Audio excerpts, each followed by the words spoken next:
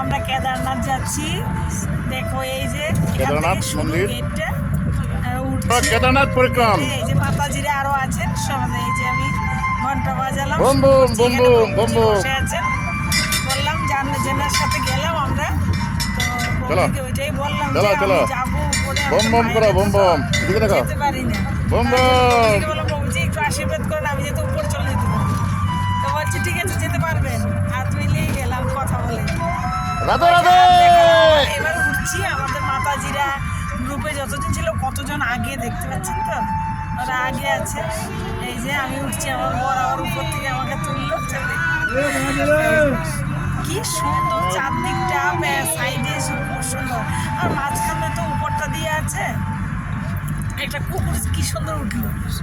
কুকুরটা আগে উঠে চলে গেছে। আর কত মাতাজিরা উঠতে পারছিল না। এই যে এখানে কিন্তু একদম জায়গাতে পৌঁছে গেছি। মাতাজিরা সবাই মন্দিরে পুজোর ঠাকুরের গান করছে, অন্যরা রাজস্থানের বৃন্দাবনে যে যেখানে হোক। আর আমরা পেছনটা দিয়ে গিয়ে গুহাটাতে ঢুকে পেছন থেকে বললাম এখান দিয়ে ভিড় বলে, এই যে গুহার জায়গাটা দিয়ে গিয়ে আমি পুজো করলাম দুজনে। দেখতে পাচ্ছেন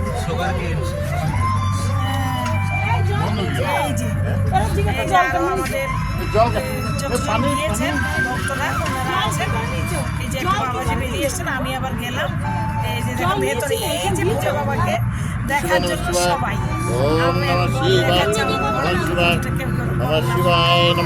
আমি জল নিই নাই, ওই মাতাজিরা জল নিয়েছে, একসাথে হাত ধরে পুজোটা করলাম। ওম নমঃ শিবায়।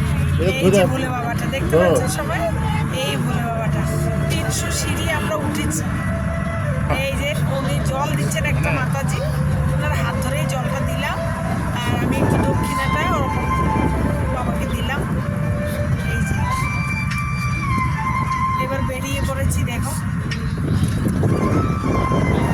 ফটো তুলছে আমার বর, বলছে মনি দেখো। এই যে বাইরেটাতে যখন বেরিয়েছি সবাই কি সুন্দর বসে আছে। এখনও আমি রেকর্ডিং করছি কিন্তু গাড়িতে বসেই দিলাম। আগের রেকর্ডটা আছে, তবু আমি একটু আপনাদের আবার বললাম। দেখুন